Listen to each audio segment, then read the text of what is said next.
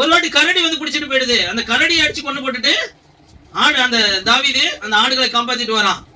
அப்போ ஒரு ஆடு வந்து மனுஷனுக்கு ஒப்பானவன், வேதம் சொல்லுது மனிதர்களுக்கு ஒப்பானவன் ஆடுகள் வந்து. அப்போ மனிதருக்கு ஒப்பான ஒரு மனுஷனுக்கு மனிதனை இவன் காப்பாற்ற வேண்டும் என்றால் இவன் ஃபர்ஸ்ட் ஆடுகளை காப்பாற்றக்கூடியவனா இவன் இருக்கணும். அப்ப இதுவரைக்கும் நம்ம எப்படிதான் இருந்திருக்கிறோம்? எத்தனையோ காரியங்களை நம்ம எல்லா விதத்திலையும் காப்பாத்தி இருக்கிறோம். உங்களை இன்னைக்கு கர்த்தர் எப்படி மாற்ற போறாருங்க? அற்பமா எண்ணிக்கொண்டு இருக்கிறாங்க, உங்களை அதிபதியா மாற்ற போறாரு. யாரு? உங்க உறவுகள் மத்தியில, உங்க நண்பர்கள் மத்தியில, உங்களை நீங்க போகிற எவ்விடத்திலும் உங்க சத்துருக்களை பாதப்படியாக்கி போட்டு உங்களை அதிபதியாக்க போறார். உங்க வேலை ஸ்தலங்களை உயர்த்தி வைக்க போறார். இதெல்லாம் நான் சும்மா சொல்லலைங்க. இது இந்த ஒரே ஒரு வார்த்தை எடுக்க எத்தனையோ நாள் நான் ஜெபம் பண்ணி அதை தியானித்து அதை கொண்டுட்டு வந்திருக்கிறேன் உங்கள் மத்தியில. இது எனக்குரியது மட்டும் இல்ல, எனக்கு சொந்தமானது, உங்களுக்கு அதை விட சொந்தமானது. அல்லேலூயா. ஃபர்ஸ்ட் அவன் காட்டுகள் மத்தியில, சிங்கங்கள் மத்தியில, கரடிகள் மத்தியில பிராக்டிஸ் கொடுத்தார். இரண்டாவது கோலியாத் என்ற ஒரு பெரிய கொடிய மிருகம் போன்ற ஒரு மனுஷன்ட்ட போய் நிறுத்துறார். ஃபர்ஸ்ட் ஃபைட் சண்டை யார்கிட்ட தான்? கொடிய சிங்கம் போன்ற, கரடி போன்ற ஒரு மிருகம் போன்ற உள்ளவன்ட்ட போய் சண்டை போட தாவீதை கொண்டு போய் நிறுத்துற. ஒட்டுமொத்தமான பேர் அந்த மிருகத்தை கண்டு பயந்து நிற்கும் போது, சிங்கம் வந்துச்சுன்னா எல்லாம் பயப்படாம இருப்பாங்களா? யாராவது போய் அதுகிட்ட சண்டை போடுவாங்களா? 100 பேரா இருந்தாலும் வெறும் ஈட்டி எடுத்துட்டு போய் சண்டை போட்டுடுவாங்களா? ஒண்ணும் இல்லாம சண்டை போட்டு ஜெயிச்சிட முடியுமா? ஜெயிக்க முடியாது. அந்த கோலியாத்தை ஜெயிக்க இரண்டாவது உதவி செய்யறார். மூன்றாவது அரண்மனையில் உள்ள போது சவுலின் எரிச்சல் வந்து, சவுல்னா ஏற்கனவே ஒரு ராஜா இருக்கிறார், அந்த ராஜாவுடைய எரிச்சலுக்கு அவன் ஈட்டியினால் குத்துறான். அந்த ஈட்டியிலிருந்து காப்பாற்றப்படுகிறான். 4 தாவீதை தேடி சவுல் காட்டுக்குள்ள போறான். தன் ராணுவத்தில் வந்து ஒட்டுமொத்தமான ஒரே ஒரு சின்ன பையன், ஒரு 17 வயசு பையனை ஒரு ராணுவமே வந்து சூழ்ந்துகிட்டு நிக்குதுன்னா அந்த இடத்துல இருந்து யாராவது காப்பாற்ற முடியுமா?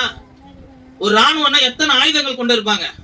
அவனை அங்க ஆண்டவர் காப்பாத்துற விஷயத்த செய்கிறார். எத்தனையோ அசுத்த ஜீவ ஜந்துக்கள்கிட்ட இருந்து இரவும் பகலும் அந்த காட்டுக்குள்ளேயே அவன் கடந்திருப்பான். எத்தனையோ நாட்கள் கடந்திருக்கிறான். அத்தனை நாளும் அவன் ராஜாவாய் அபிஷேகம் பண்ணப்பட்டவன் எங்க ஓடிக்கிட்டு இருக்கான். ஆனா இரவும் பகலும் அவனுக்கு எங்க ஆகாரம் சாப்பிட்டுப்பான், என்ன சாப்பிட்டுப்பான், அவங்க அம்மா அப்பா கூட யோசிச்சிருக்க மாட்டாங்க. ஆனா ஆண்டவர் அவனை ஒரு நாள் கூட பட்னியே போட்டதில்லை. அல்லேலூயா. ஒரு நாள் கூட அவனை காப்பாத்தாம இருந்தது இல்ல. நீ இதுவரைக்கும் காட்டுக்குள்ள ஓடிக்கிட்டு இருக்கவனா இருக்கலாம், ஆனா உன்னை இந்த வருஷத்துல உன்னை அதிபதியா மாத்தி காட்டுறது ஆண்டவருடைய திட்டம். அல்லேலூயா. தாவீது அவன் கூட உள்ள சேவகர் குடும்பங்களை எல்லாத்தையும் ஒரு வாட்டி பிடிச்சிட்டு போயிட்டாங்க. தாவீதோடைய குடும்பத்தையும் அவன் சேவகருடைய குடும்பத்தையும் அமலேக்கியர்கள் வந்து எல்லாரும் பிடிச்சிட்டு போயிட்டாங்க. ஆனா அதன் மத்தியிலையும் காலையில இருந்து சண்டை ஆரம்பிச்சு இன்னைக்கு சாயங்காலம் வரைக்கும் சண்டை நடக்கிறது இல்லாம அடுத்த நாள் சாயங்காலம் வரைக்கும் கையை எடுக்காம அந்த பட்டயத்திலே கையை வைத்து சண்டை போட்டு காப்பாற்றக்கூடிய பலத்தை ஆண்டவர் தாவீதுக்கு கட்டளையிட்டார். யாராவது ஃபைட் பண்ண முடியுமா? அப்படி இவன் எங்க போர் புரிஞ்சா, எங்க போய் பிராக்டிஸ் பண்ணா, எதையுமே செய்யலையே அவன். இன்னைக்கு நீங்களும் நானும் அப்படிதான். ஆண்டவரை பற்றி ஒண்ணுமே தெரியாது, ஒரு காடாத்தையும் தெரியாது. ஆனா உனக்கு எங்கேயோ வச்சு பிராக்டிஸ் பண்ணி கொடுத்துட்டார். ஆனா இந்த வருஷம் எப்படி உருவாக போகிற நீன்னா, உன்னை இரவும் பகலும் இந்த வருஷத்துல பொக்கிஷம் போல பாதுகாத்து உன்னை அதிபதியா மாற்றுறதுதான் தேவனுடைய திட்டம், தேவனுடைய நோக்கம். அல்லேலூயா. அதனால நீ வந்து எல்லாத்துக்கும் ஒப்பான ஆள் இல்ல, நீ எல்லாத்துக்கும் மேற்பட்டவன். அல்லேலூயா. அப்போ கடைசியா தன் குடும்பத்தினையும் கூட உள்ள சேவகர் குடும்பங்களையும் அமலேக்கியர்கள் இருந்து 400 பேர் கொண்டு மறுநாள் சாயங்காலம் வரைக்கும் ஃபைட் பண்ணி அந்த குடும்பங்களை காப்பாத்தினான். லாஸ்டா தன் சொந்த மகன், சொந்த பிள்ளை அந்த அப்சலோம்ன்ற வந்து ராஜ்யத்தையே பிடுங்கிட்டான். அவனுக்கு பயந்து காட்டுக்கு திருப்பி ஓடுற வயசான காலத்துல அங்க வச்சு ஆண்டவர் திருப்பியும் சொந்த மகனா இருந்தாலும் ஆண்டவர் என்ன செய்யல, உனக்கு விரோதமா வந்தா நீ உண்மையா கத்தரை பிடிச்சிக்கிட்டு இருந்தேன்னா சொந்த மகனை இதெல்லாம் பார்க்க மாட்டார் ஆண்டவர்.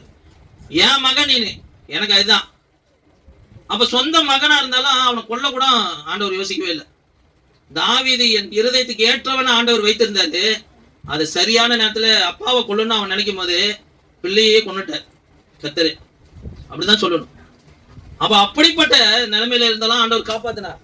அகிதோபேல்னு ஒரு பெரிய ஆசாரியன், யாருக்கிட்ட இருந்து வேணாலும் தப்பிடலாம். இந்த ஆசாரியன் சாபங்களை விடுறான்னு வச்சுங்களேன், ஆசாரியனுடைய திட்டம் போட்டுட்டான்னு வச்சுங்களேன், ஆசாரியன் தான் இருக்கிறதுலே மோசமானவர்கள். எப்படிப்பட்ட மோசமானவர்கள்? ரொம்ப அறிவாற்றல் கொண்டவங்க, ஞானம் பெற்றவங்க, தேவ ஞானம் பெற்றவங்க. இவங்க எங்க இருந்து ஆலோசனை எடுப்பாங்கன்னா தேவனுடைய வார்த்தையில இருந்து ஆலோசனை எடுப்பாங்க. ஆசாரியர்கள் அகிதோபேல்னா யாருன்னா, அவன் வார்த்தை அப்போ தேவனுடைய வார்த்தைக்கு ஒப்பா இருந்துச்சான். அவன் அப்சலோம்கிட்ட சொல்றான், இந்த நேரத்துல போனீங்கன்னா உங்க அப்பாவை கொண்டாடலாம் அப்படின்றான். ஆனா அங்க இருந்து அவனுடைய வார்த்தைக்கு அவனுடைய ஆலோசனைக்கு தப்பி, அவன் சொன்னது நல்ல ஆலோசனை, அவன் யோசனை அப்படியே ஆண்டவர் கெடுத்து போட்டு என்ன செஞ்சாரு, அந்த காரியத்துல இருந்து காப்பாத்தின. ஒரு ஆசாரியனுடைய அசுத்த திட்டத்துக்கு நம்ம ஒரு மனுஷனை யாராலுமே காப்பாற்ற முடியாது. அப்படிப்பட்ட இடத்துலயே ஆண்டவர் என்ன செய்தாரு, தாவீதை காப்பாத்தி கொண்டுட்டு வந்தார். அல்லேலூயா. அப்ப இப்படிப்பட்ட ஒரு நிலைமையில இருந்து வந்தவன் தான் தாவீது. இயேசு பிரதான ஆசாரியர் கையில ஒப்பு கொடுக்கப்பட்டார். இந்த சைடு தாவீதை பத்தி பார்த்தோம். அதே போல இயேசு பிரதான ஆசாரியர் கையில ஒப்பு கொடுக்கப்பட்டார். தன் சொந்த குடும்பங்களால கொடுக்கப்பட்டார், சொந்த குடும்பத்தால புறக்கணிக்கப்பட்டார், தன் சொந்த ஜனங்களால துரத்தி அடிக்கப்பட்டார், ஒரு மனுஷனும் உதவி செய்யாத இடத்துக்கு தள்ளப்பட்டார். எல்லா காரியத்தையும் இயேசு அப்படியே சுமந்தார். தாவீது உனக்காக எனக்காகவும் மரித்து உயிரை கொடுக்கல பாருங்க. ஆனா இயேசு இந்த ஜீவனை கொடுத்ததுக்கு ஒரே காரணம், உன்னை என்னை இரவும் பகலும் காத்து கொள்ளுவதற்காகவே. அல்லேலூயா. ஆண்டவர் அதிபதியாய் மாற்றுகிறது அவருடைய திட்டம் தான். அதை விட உன்னை சத்துருக்கள் வந்து உங்களை கொள்ளுடன் நினைச்சுக்கிட்டு நிக்கிறாங்க பாருங்க, எல்லாத்தையும் பாதப்படி ஆக்கி போட்டுருவார். அல்லேலூயா. எல்லாரும் கண்களை மூடுவோம்.